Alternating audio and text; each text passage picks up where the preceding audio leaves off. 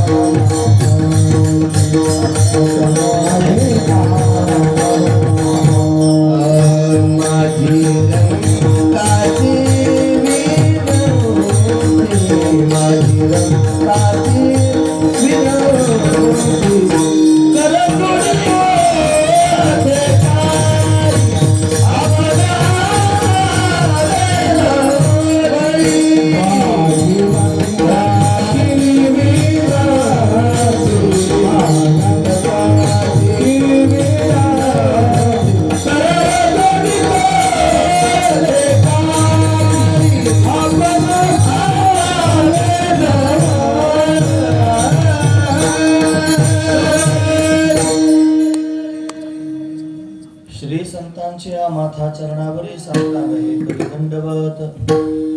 विश्रांती पावलो सांभाळा उत्तरी, वाढले अंतरी प्रेम सुख. मागे बहुता जन्मी हेची करीत आलो आम्ही, भवता पश्रमी पिडिले ते निववत्या, गरजो हरीचे पवाडे मिळवू वैष्णव बागडे, बाजार रोकडे काढू पाषाणामध्ये. प्रस्तुत आज या ठिकाणी श्री गोसावी बाबा, श्री बोल बाबा व श्री संत मुक्ताई माता यांच्या मूर्तिप्राण प्रतिष्ठा वर्धापन दिनानिमित्त अशा पद्धतीने संपन्न होत असणार आपला हा भगवंताच्या कीर्तनाचा सोहळा. त्या माध्यमातून ही जी भगवंताची कीर्तन रूपी सेवा आहे ही अकारण करुणा वरुणालय भक्त काम कल्पद्रुम भगवान पांडुरंग परमात्म्याच्या अथांग करुणेनं, त्याच्या दयेनं या सर्व संयोजक मंडळींच्या माध्यमातून, ग्रामस्थांच्या माध्यमातून आमच्या वाटेला आलेले आहे. सेवेकरिता निवडलेला अभंग जगद्गुरु तुकोबरायांचा आहे, चौचरणी 4 चरणांचा आहे. मोठा अभंग आहे, वेळ कमी आहे. का घेतला मग मोठा? त्याचं कारण आहे, त्याच्यात गोसावी शब्द लिहिलेला आहे. आता गोसावी बाबांच्या निमित्तानं जर सेवा करायची, मग गोसावी शब्दावर 4 शब्द बोलता यावे. मग अभंग जरी मोठा असला तरी चिंता करण्यासारखं नाही. आपण संक्षिप्त रूपाने त्याचं वर्णन करून गोसावी शब्दापर्यंत जाऊ शकतो. म्हणून जगद्गुरु तुकोबाराय हे स्वतःला गोसावी म्हणून घेत आहेत. गोसावी शब्दाचा अर्थ त्यांनी होतो गो नाम इंद्रिय आणि स्वामी. आम्ही इंद्रियांचे स्वामी झालेलो आहोत. गोस्वामी म्हणता म्हणता त्याचा अपभ्रंशी शब्द तयार झाला गोसावी. गोसावी शब्द खरा नाही, गोस्वामीच शब्द खरा आहे.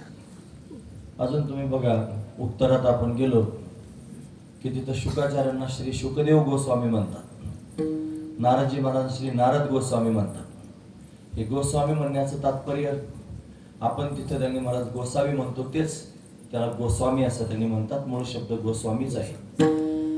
असे असणारे श्रेष्ठ महापुरुषच हे त्यांनी महाराज या स्थितीला जाऊ शकतात. पण ते अनेक जन्मांपासून ते कार्य करत आलेले असतात. ते स्वतःच्या कार्याचं दिग्दर्शन करत आहेत. ते म्हणतात मागे बहुता जन्मी, मागे फार जन्मांपासून हेची करीत आलो आम्ही, हेच आम्ही करीत आलो. काय करीत आले? भवतापश्रमी दुःखे पिडिले निववू त्या. जे भव म्हणजे हा जन्म मरण रूपी संसार, त्याचा झालेला ताप, त्या तापामध्ये त्यांनी महाराज अतिशय त्यांनी दुःखानं श्रम झालेले आहेत. अतिशय दुःखी झाले, त्या श्रमानं दुःखी झालेले आहेत. आणि म्हणून त्यांना शांत करण्याचं काम आम्ही करतो. निववू म्हणजे त्यांना शांत करू. जे पिडलेले आहेत त्यांना निववण्याचं काम आम्ही करू, असं तुकोबाराय वर्णन करून सांगते. काय करणार त्यांना शांत करण्याकरिता? म्हणजे गरजू हरीचे पवाडे एकच साधन आहे, भगवंताच्या नामाचा घोष करू. मिळवू वैष्णव बागडे. बागडे म्हणजे भोळे बागडे, म्हणजे ठग नाहीत हे सांगण्याकरिता बागडे शब्द घातला. ज्यांच्या ठिकाणी ठगपणा नाही, जे सरळ आहेत, भोळे आहेत, सहज आहेत. मिळवू वैष्णव बागडे. आणि त्या सर्वांना एकत्र करून भगवंताच्या नामाचा घोष करू.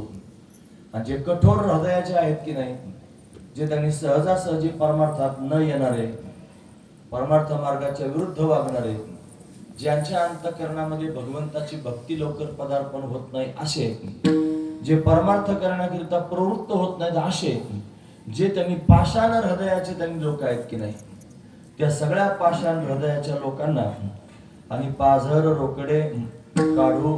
पाषाणामध्ये त्यांनी पाझर अशा पद्धतीने काढू. असं दिव्य कार्य करण्याकरिता आम्ही प्रत्यक्ष त्यांनी प्रगट होऊ, हे सांगण्याचं तात्पर्य आहे. म्हणजे नेमकं काय करणार? म्हणजे भावशुद्ध नामावळी, गरजो नाचो पिटू टाळी. अतिशय शुद्ध भावनेनं भगवंताच्या नामाचा घोष करत राहू. गर्जना करू. गरजो म्हणजे गर्जना करू, नाचू आणि त्यांनी टाळी वाजू. अशा पद्धतीने त्यांनी महाराज स्वतःला विसरून सगळ्या जगाला पोटात घेऊन, सगळ्या वैष्णवांना बरोबर घेऊन दिव्य असणारा आनंद घेऊ आणि त्या पिडलेल्या लोकांना त्यांनी सुखी करण्याचा प्रयत्न करू. म्हणजेच कळी काळाला पायाखाली दाबून घालू. पाया तळी कळी काळ या गळे. या भजनाच्या बळावर कळी काळाला सुद्धा पायाखाली घालू. आणि असं दिव्य साधन आम्ही या ठिकाणी करू. महाराज हे साधन तुम्ही करणार आहात, पण तुम्हाला कसं काय होईल जमेल? तुम्ही कसे काय करू शकता? तुमच्यात असं काय अधिकार आहे? ते म्हणले काम क्रोध बंदीखाने तुका म्हणे दिले दोन्ही. आणि इंद्रियांचे धनी आम्ही झालो गोसावी. आमच्या ठिकाणी कोणत्याही प्रकारचा काम म्हणजे इच्छा नाही, म्हणजे इच्छा रहित असणारं आमचं जीवन झालेलं आहे. जिथं काम नसतो ना तिथं क्रोधही नसतो. कामाची नाही तेथे क्रोधाची कैसा, तेथे कैसे भांडण रे. पण काम क्रोध त्यांनी दोन्ही नाहीत, ते कायमस्वरूपीचे घालून टाकलेले आहेत, पण बंदीखान्यात टाकलेले आहेत. काम क्रोध बंदीखाने तुका म्हणे दिले दोन्ही. हे दोन्ही पण बंदीखान्यात नेऊन टाकले आणि इंद्रिय आमच्या ताब्यात घेतले. म्हणून इंद्रिय म्हणतात तसं आम्ही वागत नाही, आम्ही म्हणतो तसे आमची इंद्रिय वागतात. हा त्यातला भाव आहे. इंद्रियांचे धनी म्हणजे आम्ही त्यांचे मालक झालेलो आहोत. आम्ही झालो गोसावी, गुण आम्ही इंद्रियांसावी म्हणजे स्वामी. आम्ही इंद्रियांचे स्वामी अशा पद्धतीने झालेलो आहोत आणि म्हणून आम्ही हे सगळं काही करू शकतो असं स्वतःच्या कार्याचा परिचय जगद्गुरु तुकोबाराय आणि या अभंगाच्या माध्यमातून देत आहेत. असा अभंगाचा सरळ अर्थ पाहण्याचा आपण प्रयत्न केला. विठोबा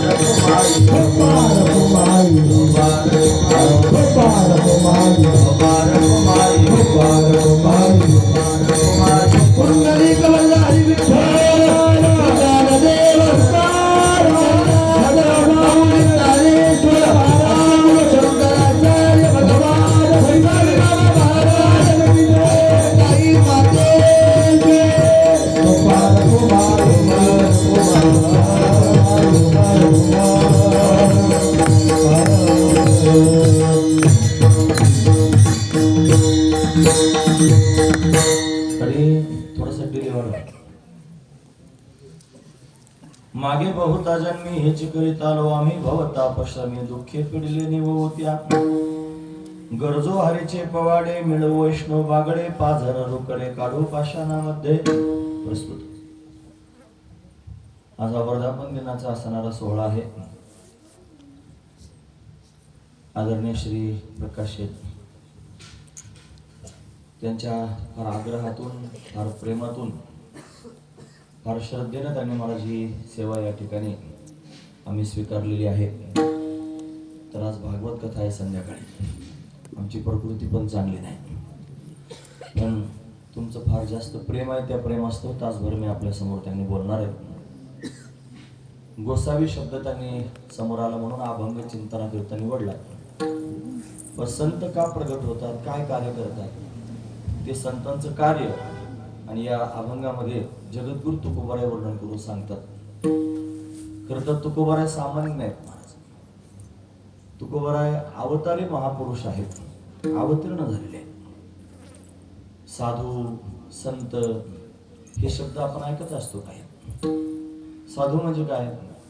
ज्यांनी स्वतःचं हित साध्य केलेलं आहे त्यांना साधू असं म्हणायचं. संत म्हणजे काय?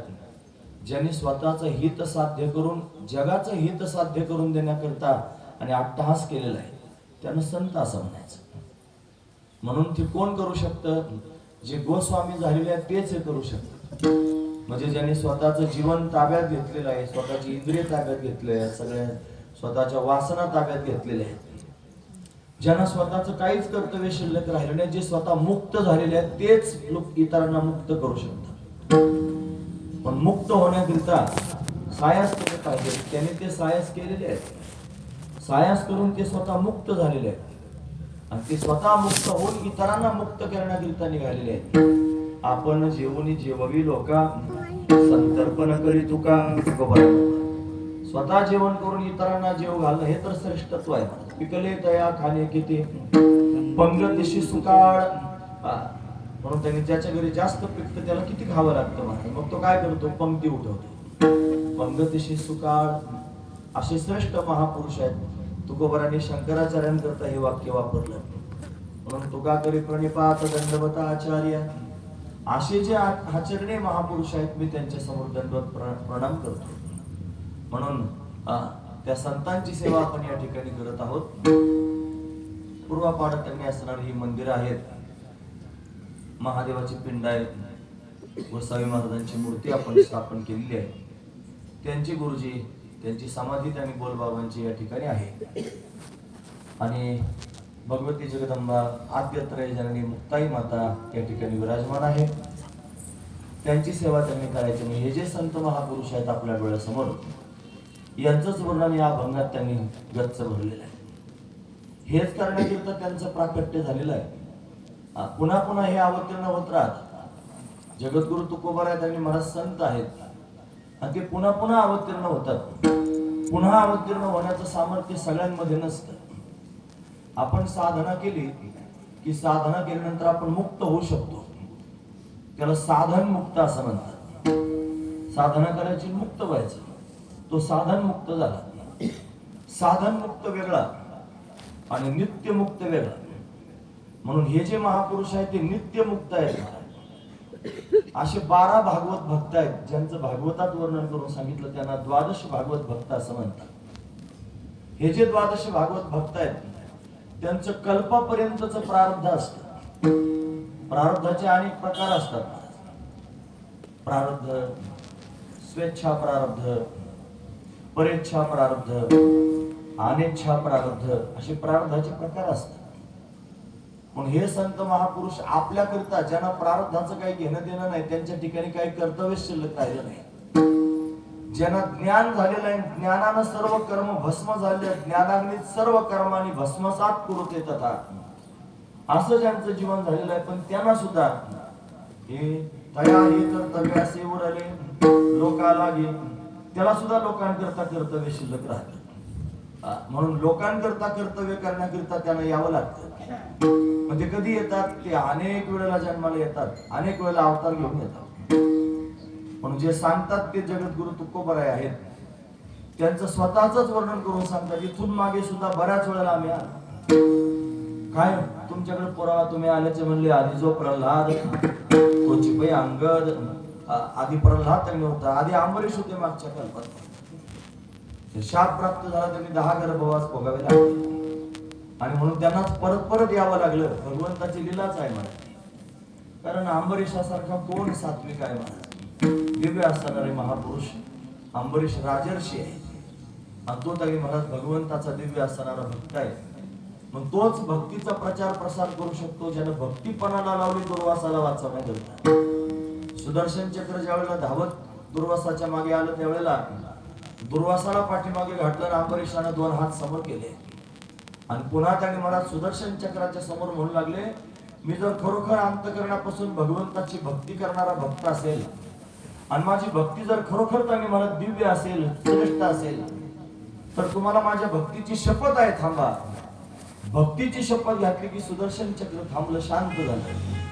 एवढा श्रेष्ठ असणारा भक्त की जो मारण्याकरिता प्रवृत्त झाला, त्याला वाचवण्यासाठी स्वतःची भक्तीपणाला लावली, असा श्रेष्ठ महापुरुष त्यांनी महाराज. तोच आपलं काम पुढे चालू शकतो असा विचार देवानं करून त्यानं शाप देवावला महाराज. हा महत्वाचा विचार. मग त्यांनाच त्यांनी प्रल्हाद व्हावं लागलं. जो प्रल्हाद आहे तोच पुढे जाऊन त्रेतायुगामध्ये अंगद रूपानं प्रत्यक्ष प्रगट झाला. जो अंगद आहे तोच द्वापार युगामध्ये उद्धवजींच्या रूपानं प्रगट झाला. जे उद्धवजी आहेत तेच पुढे नामदेव महाराजांच्या रूपानं आले. जे नामदेव महाराज आहेत तेच पुढे तुकोबारायांच्या रूपानं आले. एवढे जन्म मागचे त्यांनी झालेले आहेत. एवढ्या सगळ्या जन्मांमध्ये त्यांनी महाराज काय करत आलात तुम्ही ते वर्णन करून सांगतात. एवढे सगळेचे सगळे जन्म त्यांनी मागचे झाले. प्रत्येक जन्मामध्ये त्यांनी महाराज जे दुःखानं आणि त्रस्त झालेले आहेत, जे पिडलेले आहेत, जे दुःखी झालेले आहेत. भव म्हणजे त्यांनी जन्म मरण रूपी संसार. भव हा शब्दच मुळात त्यांनी भू नावाच्या धातूपासून तयार झाला. भू भवती म्हणजे होणे. काय काय झालं म्हणजे ईश झाला, जीव झाला, जगत झालं. ईश्वर, जीव आणि जगत तिन्ही त्यांनी महाराज नसताना प्रतीला आले. मी म्हणतो असं नाही. ते म्हणले नाही त्याची कैसे झाले रे खेळिया, नाही त्याची दिसू लागले रे, आरूप होते ते रूपासे आले, जीव शिव नाम पावले रे. जे आरूप होत ते रूपाला आलं आणि नाही तेच दिसू लागलं. हा महत्वाचा विचार आहे. खरं तर नाहीच, पण नाही ते लोकांना कळतं कुठे महाराज. हा महत्वाचा विचार आहे. म्हणजे ते म्हणतात आम्ही लटके न बोलो, वर्तमान खोटे. हे वर्तमान खोटच आहे महाराज. त्याचं कारण काय, ते स्वतः आजादवादाच्या भूमिकेत आहेत म्हणून त्यांना ते खोटच वाटतं. खोटं म्हणण्यापेक्षा नाहीच प्रपंच एक झाला होता, हे तो समळ मिथ्या वार्ता, न होईना मागुता कदा कल्पांती घडणं त्यांना दिसत नाही. पण जे त्यांनी महाराज त्या भवतापानं शिरलेल्या त्यांना मात्र दिसतं ना. ते त्याच्यात गटांगळ्या खातात, ते त्याच्या जन्म मरणाच्या चक्रामध्ये अडकलेले आहेत. त्याच्यामुळे त्यांना ताप होतो महाराज, आध्यात्मिक ताप, आधी भौतिक ताप, आधी दैविक ताप. या तापानं त्यांनी तापलेले आहेत, होरपळत आहेत, सर्वांना त्यांनी भयंकर दुःख अशा पद्धतीने होत आहे. आणि त्या दुःखामध्ये त्यांनी महाराज फार श्रम झाल्या कारणाने दुःखानं पिडलेले आहेत. जेवढे पिडलेले आहेत त्या सगळ्या लोकांना शांत करण्याकरिता अट्टहास आहे. कारण त्याच्यातून सुटका करण्याची भवनदीतून, भवसमुद्रातून, भवसागरातून सुटका करण्याचं सामर्थ्य जर कोणात असेल तर फक्त त्या संतांमध्येच आहे. कारण ते मोक्षाची सोडी बांधी करी असा ज्यांचा अधिकार आहे तेच सामान्य जीवाला त्यांनी स्वरूपाचा बोध प्राप्त करून देऊ शकतात. बोध संपन्न कोण करू शकतं? जे स्वतः बोध संपन्न आहेत. नाही तर दोन खांबाला दोघे जण बांधून टाकले, एकमेकाकडे पाहून म्हणायला लागले मला सोडव. दोन्ही बांधलेले आहेत, कसे काय सोडवतील एकमेकाला? पण बांधलेल्या माणसाला सोडण्याकरिता एखादं तरी मुक्त असलं पाहिजे, मोकळा असला पाहिजे, तो दुसऱ्याला बांधलेल्याला सोडवेल. तसं या भवनदीमध्ये आपण सर्वजण अडकलेलो आहोत. याच्यामध्ये आपण त्रस्त झालेलो आहोत, आपण बांधले गेलेलो आहोत. त्याच्यातून मुक्त होण्याकरिता त्यांनी महाराज आपण प्रयत्न करून आपल्या स्वतःला मुक्त होता यायचं नाही. त्याच्यातून मुक्त करण्याकरिता जर त्यांनी महाराज कोण आपल्याला सोडू शकतं तर फक्त संत आहेत, की त्यांच्याशिवाय त्यांनी महाराज आपल्याला कोणी याच्यातून सोडू शकत नाही. ते संत तेवढ्या करताच येतात. म्हणजे ब्रह्ममूर्ती संत जगी अवतरले. अवतरणे हा शब्द त्यांनी तिथे आला. हा अवतरणे शब्द तृ नावाच्या धातूपासून तयार झाला. तृतरती म्हणजे खालून वर जाणे, तरणे. त्याला आवा हा उपसर्ग लागला की मग वरून खाली येणे असा अर्थ तयार होतो. म्हणून ते वरून म्हणजे त्या सच्चिदानंद स्वरूप स्थितीमध्ये आहे, तर तिथून ते त्यांनी खाली येतात. आणि खाली येऊन काय करतात? तर जे पिडलेले आहेत त्यांना शांत करतात, त्यांना निववण्याचं काम करतात, त्यांना त्यांनी अशा पद्धतीने मुक्त करण्याचं काम करतात, त्यांच्या त्रिविध तापाचा नाश करतात. त्रिविध तापाचा नाश करण्याकरिताच लोकांची धावपळ आहे.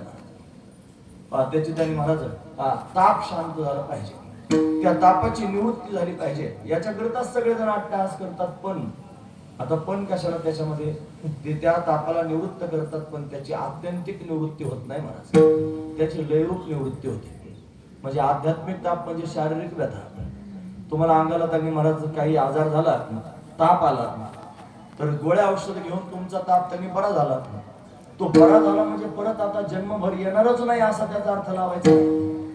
आज मलेरियाचा झाला होता, उद्या टायफॉइडचा होऊ शकतो, परवा त्यांनी डेंग्यूचा होऊ शकतो, आणखी त्याने महाराज कोणत्या प्रकारचा ताप होऊ शकतो. एकदा ताप गेला म्हणजे कायमचा गेला असं नाही, तो परत येऊ शकतो. त्याची निवृत्ती झाली होती, पण ती लयरूप निवृत्ती झाली होती, आत्यंतिक निवृत्ती झाली नव्हती. आधी भौतिक तापाने त्रस्त होतात लोक, भौतिक पदार्थांपासून होणारा ताप. मग इकडच्या बाजूने शत्रूने आक्रमण केलं आणि त्रस्त झाले, आणि त्यांचं आक्रमण त्यांनी परतवलं. म्हणजे परत आक्रमण होणार नाही असं नाही, इकडून होऊ शकतं. म्हणजे आधी भौतिक ताप त्यांनी महाराज पुन्हा आपल्या समोर उभा राहू शकतो. आधी दैविक ताप, देवतांपासून होणारा ताप. जल देवता आहे, अग्नी देवता आहे, वायू देवता आहे, हे सगळे देवच आहेत म्हणा. पण हे देव सुद्धा ताप देतात ना. ही पृथ्वी सुद्धा देवताच आहे. कधी भूकंप झाला म्हणजे बास, आता भूकंपाचं निवारण झालं, आता परत त्यांनी ताप व्हायचा नाही असं नाही म्हणा. कधी कधी सोसाट्याचा वारा सुटेल आणि गावाची गावं उडून नेईल, दुसरा ताप हजरच राहील. आधी वाऱ्याचा ताप त्यांनी बंद झाला, वरून देव त्यांनी ताप देईल, जास्त पाणी त्यांनी पडेल आणि गावाची गावं वाहून जातात, अशी अवस्था होईल. म्हणजे तो ताप कायमचा जाईल असं नाही. तो ताप त्यांनी महाराज घालवायचा जर असेल तर त्याला आणि ज्ञान प्राप्त करून घ्यावं लागेल, आणि स्वरूपाचं ज्ञान प्राप्त करून घ्यावं लागेल. हे सहजासहजीच आहे, ते ज्ञान फक्त संत देतात. मी सांगतो असं नाही, पाप ताप दैन्य झाली या भेटी हरिदासाची. संतांची भेट झाल्याशिवाय पाप जायचं नाही, संतांची भेट झाल्याशिवाय ताप जायचा नाही, संतांची भेट झाल्याशिवाय दैन्य म्हणजे दुःख जायचं नाही. ते हरिदासांच्या भेटीनच निवृत्त होऊ शकते, एवढं सामर्थ्य त्यांच्या अंगात आहे. म्हणून हे सगळंच सगळं जे वर्णन मी तुम्हाला करून सांगितलं, याला भवताप असं म्हणतात, याला भवदुःख असं म्हणतात. त्यानं सर्वांना श्रम झालेला आहे. या जन्मातच झाला असं नाही, आपण अनेक जन्मापासून श्रमलेलो आहोत. फार जन्म, किती वेळा जन्म यावे, नित्य व्हावे भजे म्हणून जेव्हा भ्याला शरण गेला विठोशी नित्य फजिती करण्याचं काम आहे. म्हणजे ज्या ज्या लोकांची फजिती झालेली आहे, ज्यांना स्वरूपाचं ज्ञान नाही, मी कोण आहे असा बोध त्यांना प्राप्त झालेला नाही, आणि ते भवतापामध्ये त्यांनी त्रस्त झालेले आहेत, त्यांना फार श्रम झालेले आहेत, ते फार दुःखी झालेले आहेत, आणि अशा लोकांना त्या दुःखातून मुक्त करण्याकरिता आम्ही येत असतो. म्हणजे इथून मागे सुद्धा अनेक वेळेला आलो आणि परत हेच करण्याकरिता येऊ अशी प्रतिज्ञा जगद्गुरु तुकोबराय सर्वांच्या समोर त्यांनी करतात. मागे बहुत जमी मागे बहुता जमी आयची करीत आलो आम्ही हेची करीत आलो आम्ही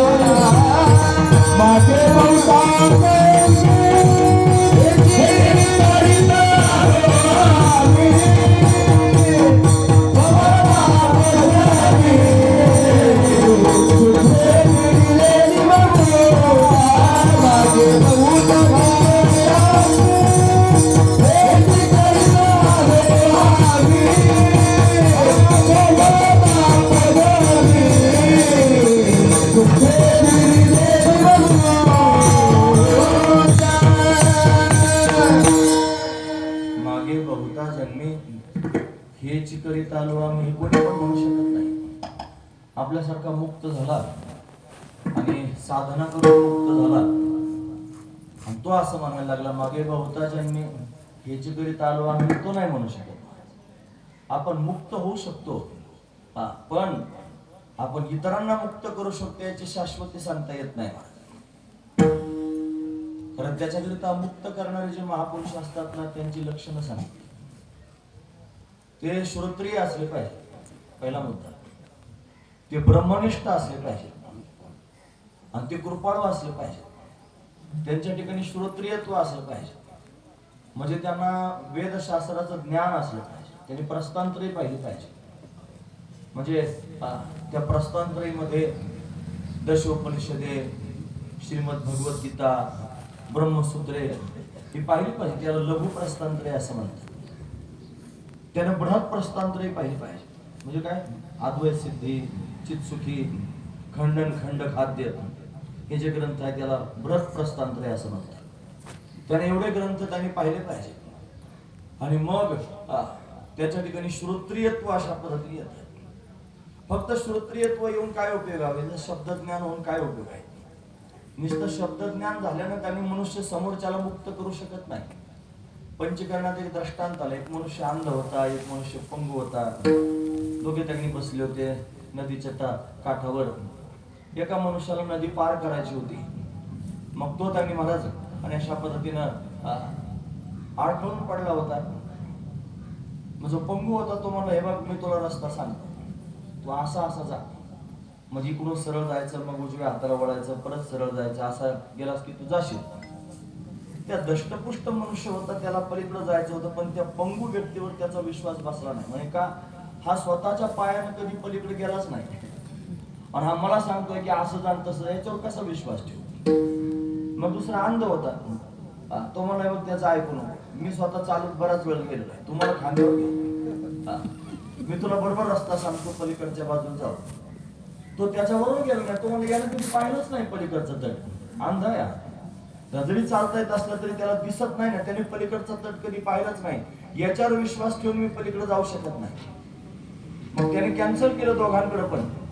जो पंगू आहे ना तो त्यांनी महाराज श्रोत्रिय आहे, त्याला त्यांनी महाराज सगळं त्याला दिसतं, पण त्याला त्यांनी महाराज चालता येत नाही.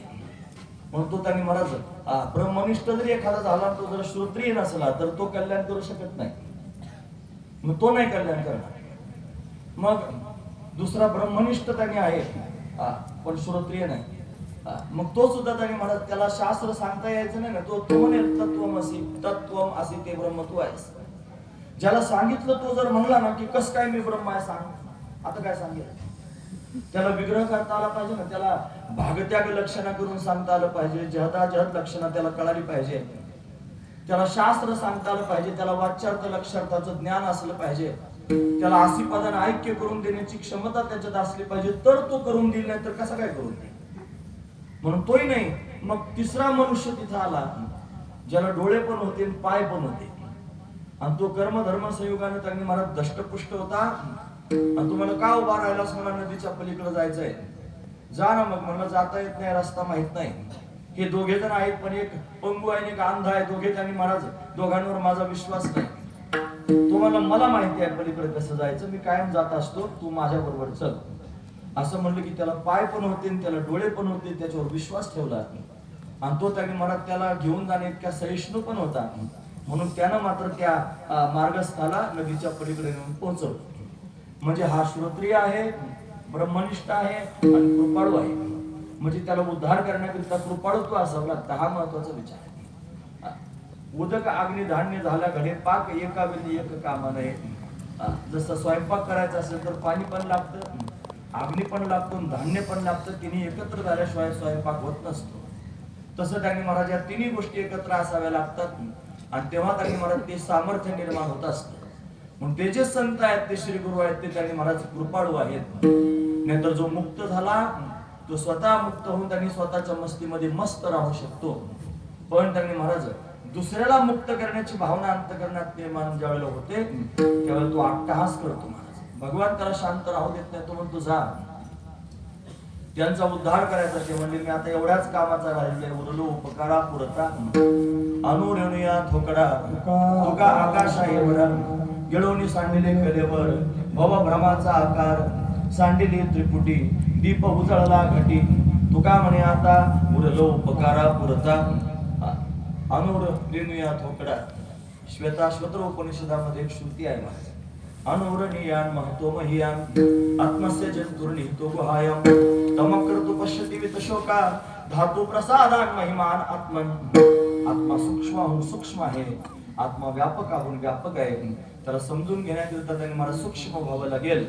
म्हणून ते फक्त महापुरुषांनाच कळतं तत्व, आणि तेच आपल्याला प्राप्त करून देऊ शकतात. म्हणून त्यांच्या ठिकाणी कृपाळू तत्व आहे, आणि म्हणून ते कृपाळू असणारे संत जगाचा उद्धार करून सर्वांना मुक्त करू शकतात. त्यांच्यात ते सामर्थ्य असल्या कारणाने ते पुन्हा पुन्हा पुन्हा पुन्हा ते करण्याकरिता येतात. हा महत्वाचा विचार आहे. तो का म्हणे नाव जनासाठी उदकी ठाव. नाव पाण्यात राहते, पण नावेला काय करायचं महाराज पाण्यात राहून, तिचं स्वतःच काही काम नाही, पण इतरांना त्यांनी पलीकडे नेण्याकरिता आणि आणण्याकरिता नाव काम करते. उदकी ठाव पाण्यात राहते नाव. तसे संत संसारात येतात, त्यांना काय गरज आहे संसारात, संसार म्हणजे पाणी, आणि संत म्हणजे नाव. भवतरावया उत्तम हे नाव भिजो निधी पाव हात काही. मग भव नदीतून तरुण जाण्याकरिता संत हे उत्तम नाव आहेत, जे हात आणि पाय भिजू देत आहेत. तेच पहिलं तिरळ अशा पद्धतीने घेऊन जातात, असं त्यांचं सामर्थ्य आहे. नाही करी जगी उपकार. तुका म्हणे रोग वैद्याची अंगी, वैद्याच्या अंगात रोग नसतो, ते जगाला उपकार करण्याकरिता औषधांचा साठा करून ठेवतो. आता साऱ्या वैद्यांनाच रोग आहे मला असं प्रमाण आठवल्यानंतर हसू येतं माझंच. मला फार रोग त्यांनी वैद्याच्या अंगात भरलेत, आता नाहीला जाय. तुका म्हणे रोग वैद्याची अंगी नाही करे जगी उपकार. जगावर उपकार करण्याकरिता वैद्य औषधांची साठवण करतो. तसा संतांना भवरोग नाही, ते जगाचा भवरोग मुक्त करण्याकरिता अट्टहास करत असतात. त्याच्याकरिता संसारात येतात, त्यांना संसार नाही. म्हणून संसारातून मुक्त करण्याकरिता येतात. म्हणून मागे बहुता जन्मी हेच करीता आलो आम्ही. म्हणजे ते नित्य मुक्त आहेत हे मला सांगायचं. फक्त मुक्त नाहीत, नित्य मुक्त आहेत आणि पुन्हा समर्थ आहेत. त्यांच्या सामर्थ्य आहे, मुक्त करण्याचं सुद्धा सामर्थ्य असलं पाहिजे. मनुष्य बुडायला लागला पाण्यामध्ये आणि तो त्यांनी महाराज वाचवायचा आहे. मग त्याला कोण वाचू शकतो? ज्याला चांगलं पोहता येतं तोच वाचू शकतो. ज्याला स्वतःलाच पोहता येत नाही त्यांना जर उडी मारली तर दोन्ही बुडून मरतील. म्हणून त्यांनी महाराज ज्याला खरोखर चांगल्यापैकी पोहता येतं तोच बुडणाऱ्याला वाचू शकतो.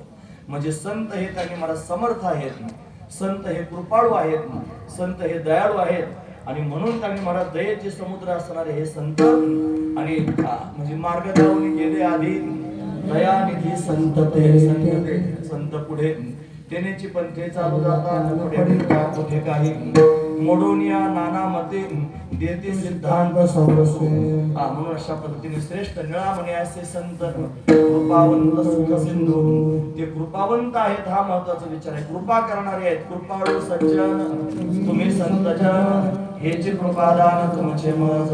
ते कृपाळू आहेत, त्यांचं कृपाळूत्व अशा पद्धतीने वर्णन करून सांगितलं.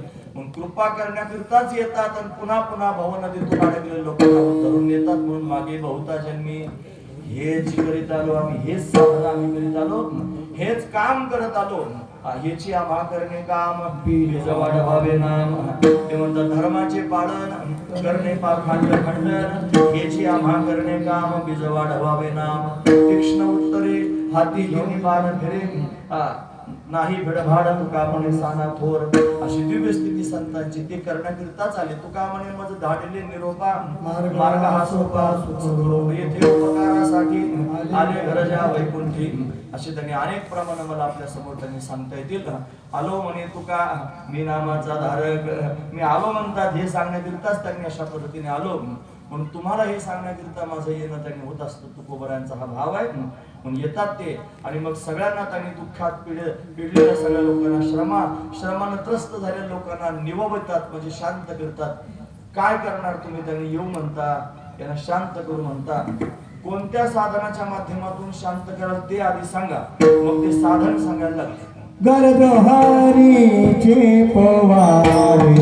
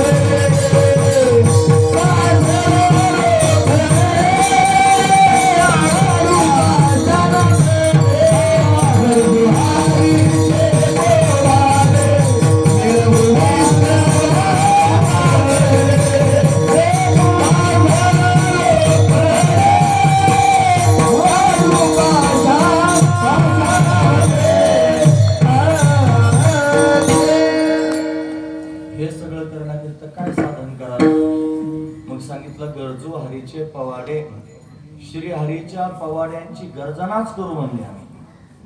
गर्जना करणं म्हणजे राजरोस अट्टहास करून जाहीर लोकांच्या समोर त्यांनी सांगणे. काही गोष्टी गपचूप सांगायच्या असतात, काही भूमिगत कार्य करायचे असतात ना, आणि काही गोष्टी राजरोस केल्या जातात. बऱ्याच ठिकाणी कीर्तनाच्या समोर लिहिलं जातं जाहीर हरी कीर्तन होईल, असं जाहीर शब्द वापरला जातो. का बरं? राजरोस गर्जना करण्याकरिता. गर्जना करणं म्हणजे राजरोस सगळ्यांच्या समोर त्यांनी सांगणे. तसं आम्ही त्यांनी राजरोस श्रीहरीच्या पावाड्यांची गर्जनाच करू म्हणले. गर्जना करणं म्हणजे आरडाओरडा करून त्यांना सांगणे. ते म्हणजे पिटू भक्तीचा डांगोरा, कळीकाळासी दरारा, तुका म्हणीन करा जय जयकार आनंद. जय जयकार त्यांनी महाराज अशा पद्धतीने आनंदाने केलं पाहिजे. श्रीमद भागवतात असं वर्णन आहे महाराज. प्रल्हाद स्थालधारी तरलगीत तयाच उद्धव कांस्य धारी, विनाधारी सुरक्षी स्वरकुशल तया राग करता अर्जुनोद्भूत, इंद्रवादी मृदंगम जय जय सुकरा कीर्तते कुमारा, यत्राग्रे भगवत अर्चना व्यासपुत्रो बभूव. काय अर्थ होतो त्याचा? प्रल्हाद स्थालधारी हा त्यांचा जुनाच धंदा आहे महाराज. प्रल्हाद टाळी वाजवतात. उद्धव कांस्यधारी, कांस्य म्हणजे टाळ, या टाळाला संस्कृतात कांस्य म्हणतात. उद्धव कांस्यधारी, विनाधारी सुरर्षी, देवर्षी नारद विना वाजवतात. विनाधारी स्वर कुशलता या राग करता अर्जुनोद्भूत. अर्जुन राग गाण्यामध्ये फार कुशल होता, राग रागिनी गात होता. राग करता अर्जुनोद्भूत. इंद्रवादी मृदंगम, इंद्र मृदंग वाजवत होता. आणि जे जे सुकरा कीर्तते कुमारा, कुमार म्हणजे त्यांनी सनकाधिक संत, सनक सनंदन सनातन आणि सुजात हे त्यांनी मला चौघे भाऊ आणि गर्जना करत होते महाराज. जय जयकार अशा पद्धतीने असा जय जयकार करण्याचं काम हे त्यांनी करतात. ते आजचं काम नाही, ते तेव्हापासून जय जयकार करत आलेले आहेत. मग त्यांनी गर्जना करण्याचं काम त्यांचं. काय करू आम्ही? गर्जना करू. कशाची गर्जना करणार आम्ही? त्यांनी भगवंताच्या श्रीहरीच्या पवाड्यांची गर्जना करू. गरजू हरीचे पवाडे. कसे काय त्यांनी गर्जना? तुमच्या एकट्याची गर्जना करून काय होईल? ते म्हणले एकटे नाही करणार, आम्ही आमच्यासारखे जमा करू. कोण आहेत तुमच्यासारखे? आम्ही वैष्णव आहोत, आम्ही आमच्यासारखे वैष्णव एकत्र करू. महाराज म्हणतात मिळव वैष्णव बागडे. कस काय येतील ते? आता वैष्णव जमा करायचं म्हणल्यावर फार प्रोसिजर असते. आता जर वैष्णवांना जमा करायचं म्हणल्यावर फार कष्ट असतात, म्हणजे सर्वांगीण कष्ट असतात. तुम्ही समजून घ्या काय काय कष्ट असतात ते. आता वैष्णव कसे कसे जमा होतील महाराज?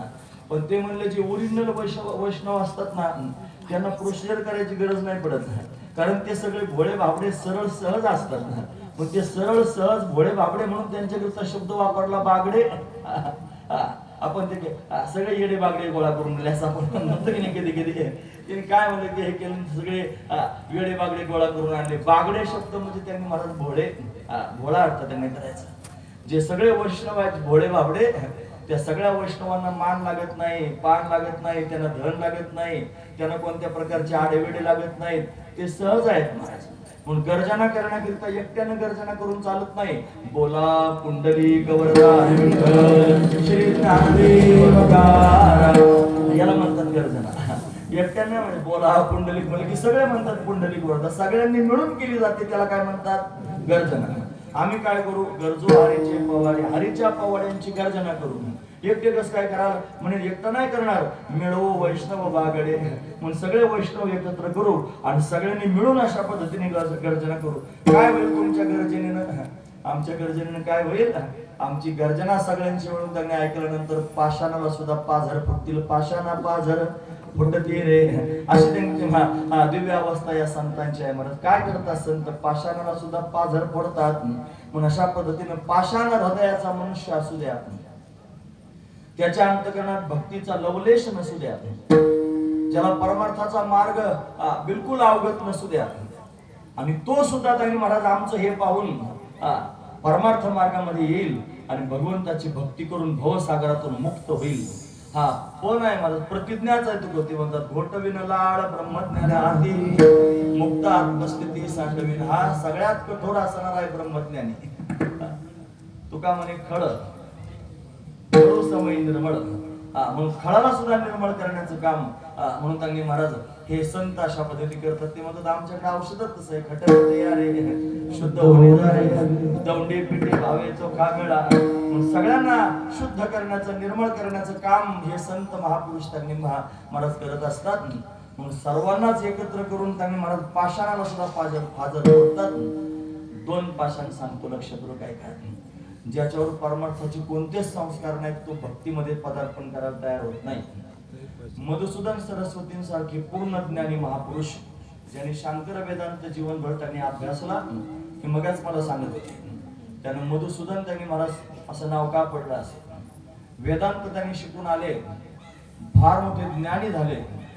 लिंबाच्या झाडाखाली बसून त्यांनी महाराज वेदांत सांगायला लागले. झाडाखाली बसून ज्या फांदी खाली बसून वेदांत सांगत होते म्हणतात त्या झाडाला त्या लिंबाच्या झाडाला जो पाला आला ना त्या फांदीचा पाला गोड झाला. कडू असतो की नाही लिंबाचा पाला, पण तो पाला सुद्धा गोड झाला एवढं त्यांच्या सामर्थ्य होतं. असे दिव्य असणारे महापुरुष पूर्ण ज्ञानी. काही भक्त त्यांचे म्हणले महाराज अहो तीर्थयात्रा करावी चला. त्याने तीर्थयात्रा काय आपलं काम आहे का. तीर्थयात्रा धमाधमा उत्तमा सहज अवस्था मध्यमा ध्यान धारणा एक ध्यानात नाही माझ्या ते कधीच ध्यानात राहत नाही. म्हणून तिसरा त्यांनी महाराज काय असेल त्याला मूर्ती पूजा सांगितली. आणि जो चौथा आहे त्यांनी महाराज तीर्थयात्रा धमाधमा असं त्यांनी महाराज वर्णन करून सांगितलं. म्हणजे तीर्थयात्रा काय आपलं काम नाही म्हणले. आणि मग बळच म्हणले अहो चला ना पण नेले. वृंदावनात गेले आणि वृंदावनात गेल्यानंतर त्यांनी महाराज भगवंताच्या भक्तीचा तो महोत्सव तिथं सुरूच आहे कायम सुरू केला. आतमध्ये चाला म्हणले बाकी बिहारीच्या दर्शनाला येत नाही म्हणले, बाहेरच बसले वाटत. मग काय करायचं अहो चला ना म्हणले, विनंती केली यायला काय हरकत आहे. अवघे ब्रह्मरूप रिता नाही ठाव प्रतिमा तो देव कैसा नव्हे. सगळं जर ब्रह्म आहे मग काय प्रतिमेत ब्रह्म नाही की ते पाहायचं नाही म्हणजे चला आतमध्ये बळच नाही. तिथं सगळे भक्त संकीर्तन करत होते. असं त्यांनी गरजू हरीचे पवाडे अशी गर्जनाच चालू होती. आणि दिव्य असणार त्यांनी भक्तीचा सोहळा त्यांनी सुरू होता. त्या भक्तीच्या सोहळ्याने काय झालं, ब्रह्मज्ञानी होते, भक्तीचा लवलेश शांत करण्यामध्ये नव्हता, पाषाण हृदय होते, भक्ती करायला नकोच म्हणत होते. ते सुद्धा त्यांनी महाराज तिथे गेले आणि त्या भक्तांच्या गर्जनेत सहभागी झाले आणि प्रत्यक्ष परमात्मा पाहिला आणि हृदयाला पाझर फुटला आणि भगवंताच्या प्रेमानं चिंब झाले महाराज. एवढी भक्ती भगवंताची अंतःकरणात प्रगट झाली की परत आल्यानंतर पाठ सांगा म्हणजे तर आता सांगता येत नाही म्हणे. का बरं. हे वैशे विभूषित करांडव नीरदाभात पीतांबराधरुण बिंब फलाधरोष्टात पूर्णेंदु सुंदर मुखादरविंद नेत्रात कृष्णात परम किमपि तत्त्वमहं न जाने.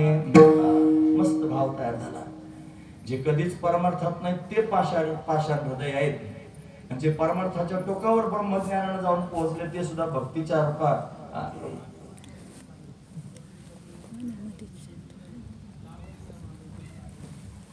कामे गुंतले रिकामे पुढं जपी तपी येथे जमे लाविले जमावे मुक्त आणि मुमुक्षा. इथं त्यांनी मुक्त झालेले मुमुक्षुने या सगळ्यांनाच एकत्र करून टाकलं महाराज. त्या घोषात एवढे तल्लीन झाले ते म्हणतात लोक धली नादी लागली समाधी मुढजन नरनारी लोकारे पंडित ज्ञानी योगी महानुभव एकची सिद्ध साधकारे. मुक्त आणि मोक्षा सिद्ध साधकारे सर्वांना एकत्र करून त्यांनी आनंद प्राप्त करून दिला. अशी त्यांनी मला तरतूद केली. म्हणजे पाषाणाला पाझर फोडला म्हणजे त्यांनी पाझर रोकडे काढू पाषाणामध्ये पाषाणात पाझर त्यांनी अशा पद्धतीने फोडू. त्यांची साधना तुम्ही दिव्य आहे. कसा काय गजर करणार आहात तुम्ही सगळे. त्यांनी हरीच्या पवाड्यांचा सगळे वैष्णव एकत्र येणार म्हणतात, त्यांचा मेळ घालणार म्हणतात आणि गजर करणार म्हणतात. कशा पद्धतीने गजर करणार आणि गजर करून त्यांनी मला फलश्रुती काय प्राप्त होणार ते सांगा. मग अभंगाच्या तिसऱ्या चरणात सांगा. भाव शुद्ध नामावळी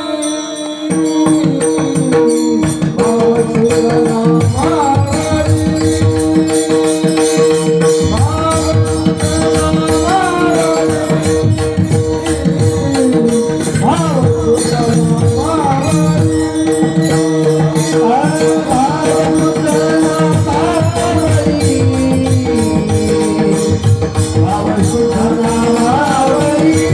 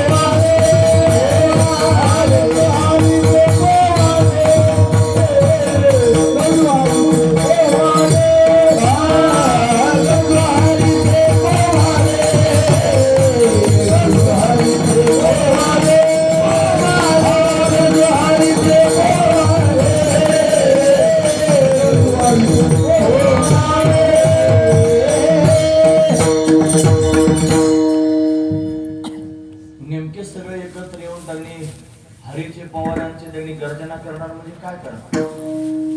मग ते जरा उलगडून सांगितलं. ते म्हणले भावशुद्ध नामावळी. भगवंताचं नाव घेणारे फार लोक आहेत महाराज. राम नाम तो सबको लेते ठग ठाकूर और चोर. ठगय घेतो राम नाम, ठाकूर पण घेतो राम नाम, चोर पण घेतो राम नाम. हे सारे राम राम राम राम त्यांनी म्हणत असतात. पण जिस नाम से ध्रुव प्रल्हाद तरे ओ नाम कुछ और. राम नाम तो सब कोई लेते ठग ठाकुर और चोर. जिस नाम से ध्रुव प्रल्हाद तरे ओ नाम कुछ और. याचा अर्थ काय करायचं, काय वेगळं सांगायचं नाही मला काही. उगाच कोणीकडे अर्थ लावायचं नाही. वेगळं नाव म्हणजे काय. अरे ते नाव वेगळं घेणं म्हणजे त्यांनी भावशुद्ध नामावळी. त्या नाम घेण्यामध्ये भाव आहे महाराज. बघा दोन शब्द जोडून असतात. नामस्मरण आहे की नाही. दोन शब्द.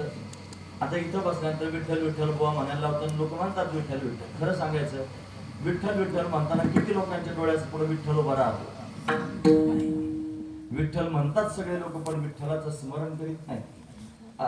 विठ्ठलाविषयीचा भाव पोटात नाही. नुसतं नाव घेणं वेगळं. नाव घेता घेता विठ्ठलाचं स्मरण करणं आणि स्मरण करता करता विठ्ठल त्यांनी माझा आहे असा भाव अंतःकरणात निर्माण करण्याचा फरक आहे ना मला. नाम उच्चारिता कंठी पुढे उभा जग जेठी. ऐसे धरून या ध्यान मने करावे पूजन. असं त्यांनी मला ध्यान करून पूजन केलं पाहिजे. सगळ्यांना सांगतात ज्ञानोबरात. ते म्हणतात गाते श्रोते आणि पाहते, गाते श्रोते आणि पाहते, चतुर विनोदी दुष्चित्ते, चतुर विनोदी दुष्चित्ते, सोहम भावी पूर्ण ज्ञाते, सोहम भावी पूर्ण ज्ञाते, या सकळा ते विनवनी, या सकळा ते विनवनी, करा विठ्ठल स्मरण, करा विठ्ठल स्मरण. फक्त विठ्ठल स्मरण करा असं नाही म्हणले. नामरूपी अनुसंधान भक्ता भव लक्षण जघन प्रमाण दावितो. फार महत्वाचा विचार. विठ्ठल विठ्ठल म्हणून काम नाही. मग त्या विठ्ठल म्हणण्यामध्ये त्यांनी महाराज शुद्ध भाव असला पाहिजे. त्या विठ्ठल त्यांनी म्हणण्यामध्ये अंतःकरणामध्ये विठ्ठलाचं स्मरण असलं पाहिजे. अशी भावना जर अंतःकरणात निर्माण केली आणि अतिशय आनंदाने जर त्यांनी टाळी वाजवून भगवंताचं चिंतन केलं तर दिव्य असा लाभ प्राप्त होऊ शकतो. ते म्हणतात भावशुद्ध नामावळी. जर देव पाहिजे असला ना महाराज तर हेच साधन महत्वाचं. ते म्हणतात भावे गावे गीत शुद्ध करून या चित्त, तुझं भाव आहे देव तरी हा सुलभ भाव. आणि कांचे कानी गुणदोष मना राणी, तुझं भाव आहे देव तरी हा सुलभ भाव.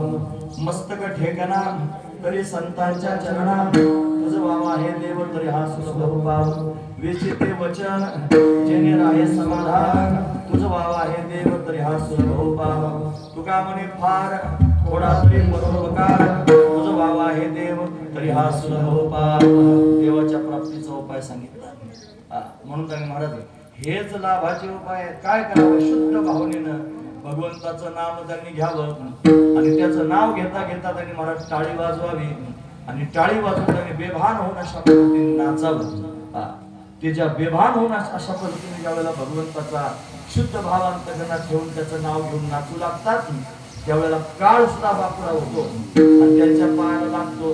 हा महत्वाचा विचार आहे. म्हणून घालू पाया कळी कळी काळ या बळे. या शुद्ध भावानं त्यांनी घेतलेल्या नामचिंतनाच्या बळावर आणि काय आम्ही करू तर कळी काळाला सुद्धा पायाखाली घालू. म्हणजे अशा पद्धतीनं भव आम्ही अशा पद्धतीने घालून टाकू, भवरोग त्यांनी घालू, भवताप त्यांनी घालू, त्यातला श्रम घालू, त्यातलं दुःख त्यांनी मनात घालू, हे घालवण्याकरता हे साधन अशा पद्धतीनं आम्ही सर्वजण करू.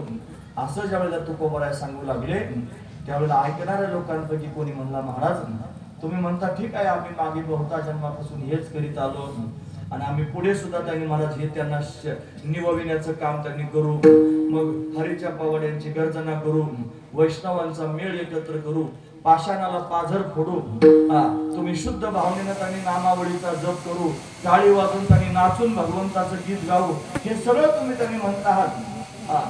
पण हे त्यांनी तुम्हाला कसं शक्य आहे, हे तुम्ही कसं करू शकता, कसं काय तुमच्याच्यानं हे होईल, तुमच्यात असं काय सामर्थ्य आहे, ते सामर्थ्य सांगा, तुम्हीच का करू शकता.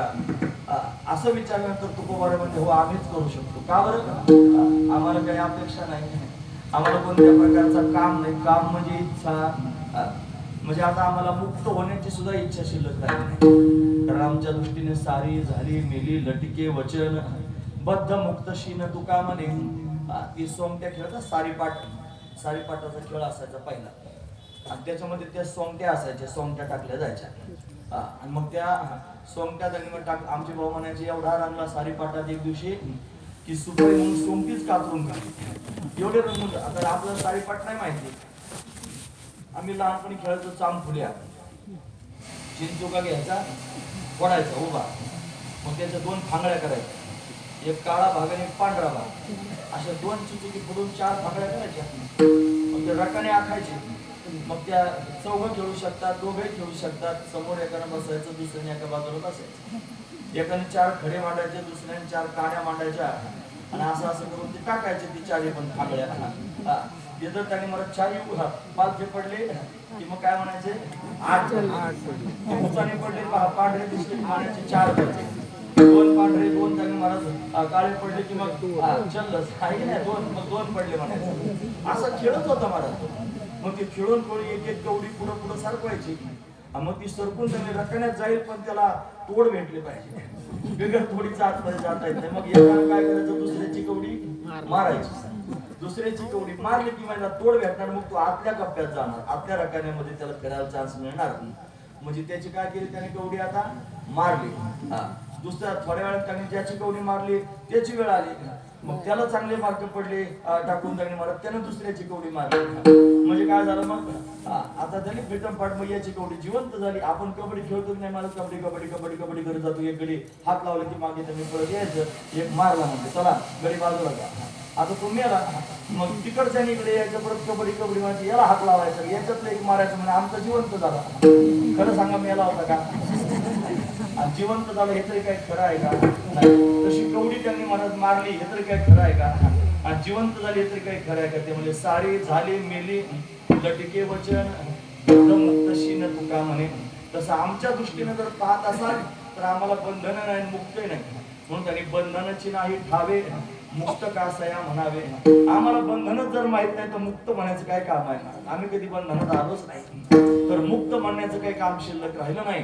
म्हणून आता आम्हाला त्यांनी महाराज काही कशाचं कर्तव्य नाही, आमच्या दृष्टीने जगत झालंच नाही, जगत सत्यत्वात वावरणारे लोक त्यांनी महाराज सगळे पाहायला मिळतात, पण या जगात राहून त्यांनी महाराज जग झालंच नाही या भूमिकेत राहणारे फार कमी आहेत. अनेक वेळ तुम्ही ऐकत असता, परत एकदा ऐका, मला आठवलं म्हणून सांगते, हे ताजं ठेवलं पाहिजे माणसाने. एक संवाद त्यांनी सांगितला होता मागे, मला सिद्धेश्वराजवळ सांगितलं असेल तुमच्या आठवणी लागणे मला माहित नाही.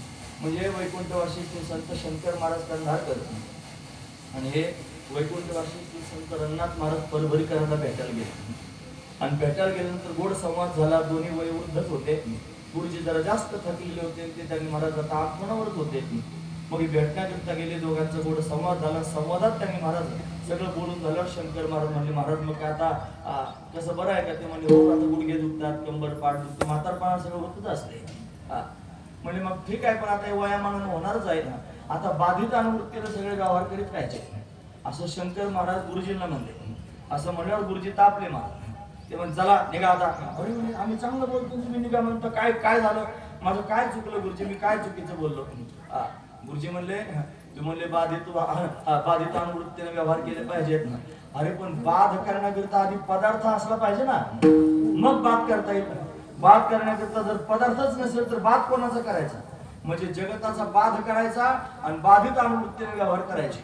म्हणून त्यांनी महाराज असं सांगत होते, आमच्या दृष्टीने जग नावाचा पदार्थच नाही तर बाध कोणाचा करायचा? अशी भूमिका महाराज. जगात झालं नाही, प्रपंच एक झाला होता, हे तो समूळ मिथ्या वार्ता, न होईल मागुता कदा कल्पांती घडेना.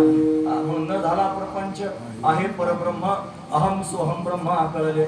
ऐसा त्याचा अनुभव, विश्वदेव सत्यत्वे, देवतया जवळ असे पापनासी दर्शन. त्याचा शेवट आहे. तुका म्हणे भेदाभेद गेला वाद खंडोरी. भेदाचाही वाद खंडित झाला आणि आभेद म्हणायला जागा राहिली, आभेदाचाही वाद खंडित झाला. अशी त्यांची अवस्था आहे. म्हणून आम्हाला जर काही मागायचंच नाही, म्हणजे आमच्या ठिकाणी कोणत्या प्रकारचं काम नाही. जिथं काम नसतो तिथं क्रोधाचं काही काम नाही. म्हणजे त्यांनी कामाची नाही तिथे क्रोधाची काही मग तिथं भांडण नाही तिथे काही भांडण रे. आम्हाला जर काही मिळवायचंच नाही, आम्ही तुमच्या समोर येणार, तुमच्या समोर हे सगळं सांगणार. मग तुम्ही आम्हाला बुवा म्हणावं, तुम्ही आम्हाला बाबा म्हणावं, तुम्ही आम्हाला महाराज म्हणावं, पंडित म्हणावं, शास्त्री म्हणावं, आचार्य म्हणावं, आम्हाला गुरु म्हणावं, आमच्या पाया पडावं, अशी आमची अपेक्षा नाही, कामाची नाही.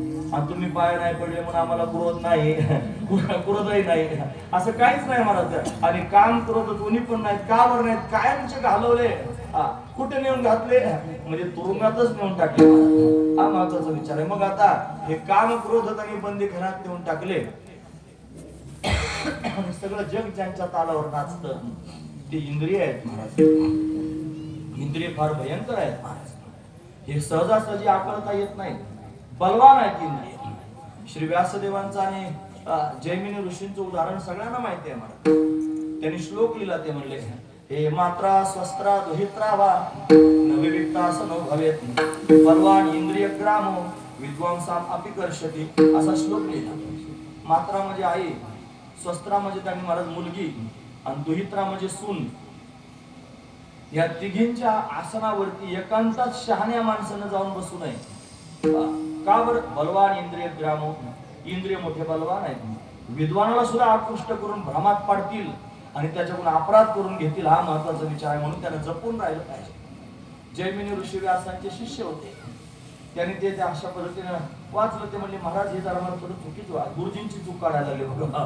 काय विद्वान होते महाराज, थोडं चुकीचं वाटतं. म्हणजे काय चुकतं? ते म्हणले, विद्वांसा अपिकर्षती लिहिलंय की नाही, त्याच्यामध्ये विद्वांसा न अपिकर्षती लिहिलं पाहिजे. त्याच्यात न शब्द घातला. हो का म्हणले? घाला घाला म्हणलं, लगेच घालून टाकलं त्याच्यात न अपिकर्षती. मग मला गंमत करू थोडीशी. व्यासदेवांनी मायावी वातावरण निर्माण केलं. पाऊस नसताना ढग जमा झाले, पावसाळा नसताना तो पाऊस पडायला लागला. व्यासदेवाने एका सुंदर स्त्रीचं रूप धारण केलं आणि जैमिनीच्या पर्णकुटीतून त्यांनी खिडकीतून समोरच दिसेल अशी स्त्री उभी राहिली. आणि ती उभी राहिल्यानंतर तिच्या अंगावर शुभ्र वस्त्र आहेत, पाण्याने भिजलेली आहे. तिच्याकडे पाहून त्यांनी महाराज जैमिनीच्या अंतकरणात काम जागा झाला. असं वाटलं बिचारी भिजून राहिली पावसामध्ये, आता आपण तिची काहीतरी मदत केली पाहिजे. मग छत्री घेऊन गेले. भिजू नकोस म्हणे, छत्रीत त्यांनी ये क्यों भेगे कमला खडी खडी मेरे छत्री नीचे आजा. छत्री धरली महाराज अशा पद्धतीने. आणि मग ते म्हणले, तुमची छत्री स्वीकारणार नाही म्हणे. मग अरे आश्रमात चल, भिजू नकोस म्हणजे. आश्रमात तशी येणार नाही, मग कशी येणार म्हणजे? आश्रमात येऊ शकते पण माझ्याशी लग्न करावं लागेल. आता एवढे त्यांनी भावूक झाली तिला पाहून की विद्वत्ताच विसरून गेले सगळी. आणि लग्न करायला तयार झाले. म्हणजे ठीक आहे लग्न करतो, पण तसं नाही, लगेच लग्न करावं लागेल म्हणजे लगेच करतो. यज्ञ पेटलेलंच होतं, कर्मकांडीच होते. पूर्वमीमांसा सांगत होते ना, कर्म त्याच्या सांगितलं, यज्ञ तयारच होता म्हणे. पण मग ठीक आहे, मग लगेच सप्तपदी करावं लागलं. मग तयार आहे लगेच. अशी नाही म्हणली, मला खांद्यावर घेऊन सप्तपदी करायची. मग तिला खांद्यावर घेतलं महाराज. इतके त्यांनी कामात झाले आणि खांद्यावर घेऊन सप्तपदी करायला सुरुवात केली. पहिला वेळा झाला, दुसरा वेळा झाला, तिसरा झाला आणि चौथ्या वेळाला लांब लचक गाडी खांद्यावर खाली लोंबली महाराज. अशी गाडीच लोंबली. म्हणजे काय लोंबायला लागले? वर पाहिलं तर त्यांनी व्यास देऊ, अरे म्हणे गुरुजी तुम्ही कधी? म्हणजे पहिल्या वेळापासून मीच आहे. तू जास्त शांतपणा करून खांद्यावर बसल्या बसल्याच प्रश्न विचारला. सांग, विद्वांसा अपिकर्षती लिहायचं का विद्वांसा न अपिकर्षती लिहायचं? तुम्हाला अपिकर्षती. विद्वान आपी म्हणजे सुद्धा विद्वानाला सुद्धा इंद्रिय त्यांनी आकृष्ट करून घेतात. इंद्रिय ताब्यात ठेवण्यात एवढं सोपं नसतं मायबाप. इंद्रिय फार भयंकर असतात. हे इंद्रिय विषयाच्या दिशेने धावतात. त्यांचा स्वभावच पाही इंद्रियांचा. त्यांना विषय गोड लागतात. काय बोलूया? या इंद्रिया विषया वाचून काही आणि सर्वथा रम्य नाही. ऐसा स्वभावाची पाही इंद्रियांचा. म्हणून त्यांनी महाराज त्याला दुसरं काहीच रम्य वाटत नाही. इंद्रियांना विशेष त्यांनी प्रिय वाटतात. त्या विषयापासून बाजूला होताना फार वेदना होतात. का सारसाही बिघडता व्हावरणी वत्स काढिता, का भनंग दवडिता भानियावरून व्हा काय काय भनंग दवडिता भानिया माये पुढून बालक काय काळे नेता एकुलती एक, का होय उदक तुटता मीना. या सगळ्या एका वरचढ एक ओव्या ज्ञानोबराने दिल्या. इंद्रियांना आवरणं तेवढं सोपं नसतं. म्हणून इंद्रियांना त्यांनी महाराज आवरणं फार कठीण आहे. आमच्या अंतकरणात कोणत्याही प्रकारचा काम शिल्लक राहिला नाही. तुम्ही का हे करू शकता? तुम्ही त्यांना भवश्रमातून त्यांनी निवडू शकता. कसं काय निवडू शकता? तुम्ही दुःखात पिडलेल्या लोकांना शांत करू शकता. कसे काय करू शकता? तुम्ही त्यांनी हरीचे पावड्यांची गर्जना करू शकता. कशी काय करू शकता? तुम्ही त्यांनी अशा पद्धती वैष्णव एकत्र करू शकता. कसे काय करू शकता? तुम्ही पाषाणाला पाझर फोडू शकता. कसे काय करू शकता? तुम्ही त्यांनी महाराज भावशुद्ध नामावळी गाऊ शकता. कशी काय गाऊ शकता? तुम्ही त्यांनी टाळी वाजून अशा पद्धतीने नाचून भगवंताला आळू शकता. कशी आळू शकता? काय तुमचं सामर्थ्य सांगा. या प्रत्येक तुम्ही कळकाळाला पायाखाली घालू शकता. कसे घालू शकता? तुमच्यात असं काय सामर्थ्य ते सामर्थ्य सांगायला लागले. ते म्हणजे आमच्यात काय सामर्थ्य माहितीये? आम्ही त्यांनी महाराज काम क्रोध बंदी खाण्यात टाकलेले आहेत. सगळं जग ज्या इंद्रियांना त्यांनी अशा पद्धतीनं वश झालेलं आहे, ते इंद्रिय त्यांनी वश केलेले आहेत. आम्ही वश करून घेतले आहेत. इंद्रियांचे आम्ही धनी म्हणजे मालक झालेलो आहोत. इंद्रियांचे धनी आणि इंद्रियांची दिने असे दोन शब्द संत वाङ्मयात आहेत. इंद्रियांची दिने आम्ही केलो नारायणे. आम्ही त्यांनी इंद्रियांची दिन झालेलो आहोत. हे नारायणा आम्ही इंद्रियांच्या आधी भोगे रोगा दिले आणि असं त्यांनी भोग दिले आणि त्याला रोग जोडून दिले. सगळे भोगातच मस्त झाले महाराज. इंद्रियांच्या माध्यमातून भोग भोगण्यामध्ये मस्त झाले महाराज. ही अवस्था सगळ्यांची त्यांनी झाली. म्हणून त्यांनी महाराज इंद्रियांची तीन वेगळे इंद्रियांची एक दृष्टांत सांगून थांबतो. काय दृष्टांत आहे? एक सभा होती मंत्र्याची आणि त्या सभेमध्ये मंत्री महोदय यायचे होते. आणि ते येण्याच्या आधी त्यांनी महाराज गुंड आला आणि त्या गुंडाने त्या सभेत दगडफेक करायला सुरुवात केली. 4 पोलीस धावत आले. त्या 4 पोलिसांनी मिळून गुंड पकडला. पुढे 2 पोलीस, मागे 2 पोलीस गुंड मध्ये होता आणि सगळ्या लोकांच्या समोर त्यांनी महाराज त्या 4 पोलिसांनी गुंड पकडून नेला. मग सगळी सभा शांतपणे बसली आणि थोड्या वेळाने मग मंत्री महोदय आले. जाताना जसा प्रसंग पाहिला, पुढे 2 पोलीस, मागे 2 पोलीस, मध्ये त्यांनी गुंड होता. येताना तसाच प्रसंग पाहिला, पुढे 2 पोलीस, मागे 2 पोलीस आणि मध्ये मंत्री होते. आहे की नाही? तसाच प्रसंग. जाताना तेच 4 जण होते, येताना तेच 4 जण होते. फक्त मध्ये जाताना गुंड होता आणि येताना पोलीस होते. येताना मंत्री होते. आहे की नाही? काय फरक होता? फरक एवढाच होता, जाताना तो जो गुंड होता ना तो पोलिसांच्या ताब्यात होता आणि येताना मात्र त्यांनी महाराज पोलीस मंत्र्याच्या ताब्यात, तुम्ही नाही मंत्र्याच्या ताब्यात होते. हा महत्वाचा विचार आहे. म्हणजे गुंड पोलिसांच्या ताब्यात आहे आणि पोलीस मंत्र्यांच्या ताब्यात आहेत. फरक एवढाच आहे. आपण सगळेजण इंद्रियांच्या ताब्यात आहोत आणि ज्यांच्या विषयी मी वर्णन करून सांगतोय इंद्रिय त्यांच्या ताब्यात आहेत. हा महत्वाचा फरक आहे महाराज. मग त्यांनी इंद्रियांना जिंकलेलं आहे, इंद्रियांना आकळलेलं आहे, इंद्रियांचे धनी झालेले आहेत, इंद्रियांचे स्वामी झालेले आहेत. म्हणून त्यांना गोस्वामी असं त्यांनी महाराज पद प्राप्त झालेलं आहे. आणि त्या गोस्वामी शब्दाचा आप भरून त्यांनी महाराज गोसावी असा झाला. म्हणून तुकोबर आहे त्यांनी महाराज अभंगाच्या शेवटच्या चरणामध्ये स्वतःचं सामर्थ्य सांगतात.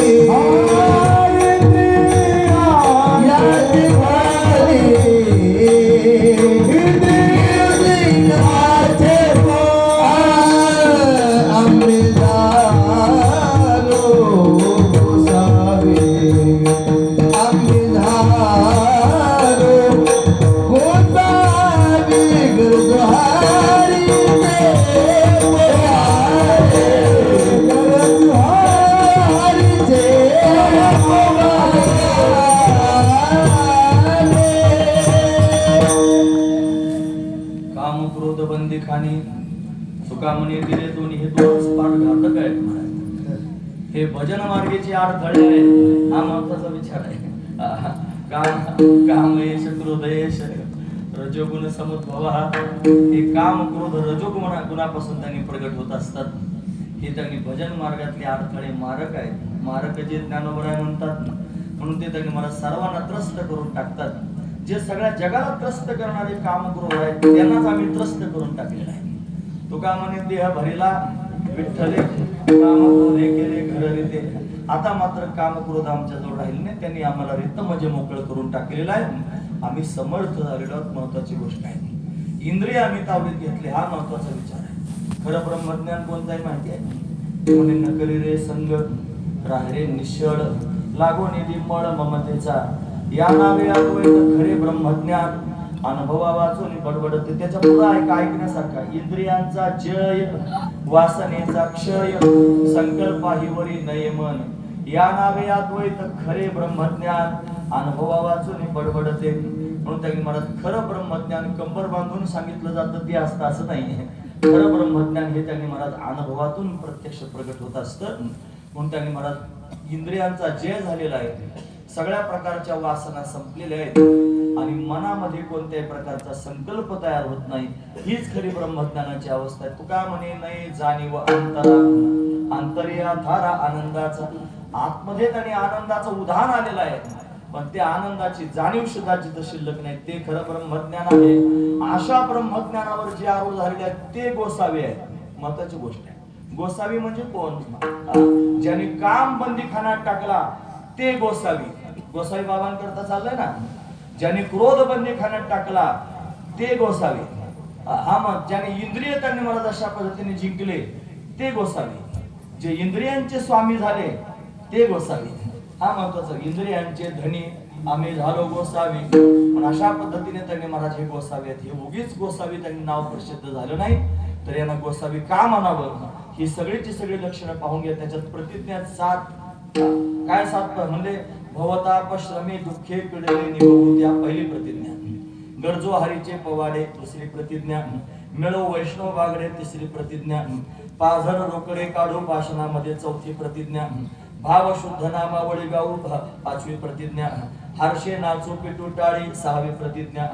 घालू पाया तळी कळी काळवा पुढे सातवी प्रतिज्ञा. अशा 7 प्रतिज्ञा तुकोबराने अभंगात केल्या. का करू शकले? त्याचं कारण ते समर्थ आहेत. समर्थ असण्याचं कारण काय? ते गोसावी झालेले आहेत. गोसावी म्हणजे काय? काम क्रोध बंदीखाने तुका म्हणे दिले दोन्ही. तुका इंद्रियांचे धनी आम्ही झालो गोसावी. अशी गोसावी त्यांनी झालेली आहेत. म्हणून गोसावी बाबांचा हा सोहळा आहे. म्हणून त्यांना मुक्त स्थिती प्राप्त झालेली आहे. म्हणून मुक्ताई पण इथं आहे.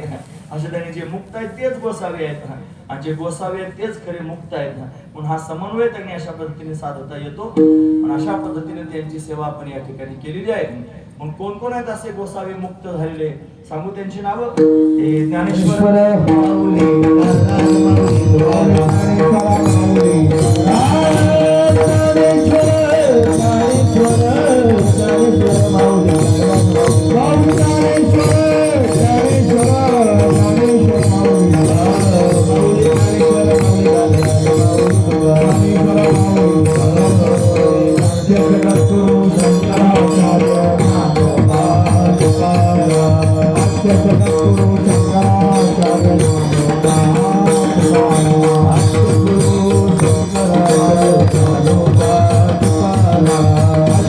Guru Sangara Acharya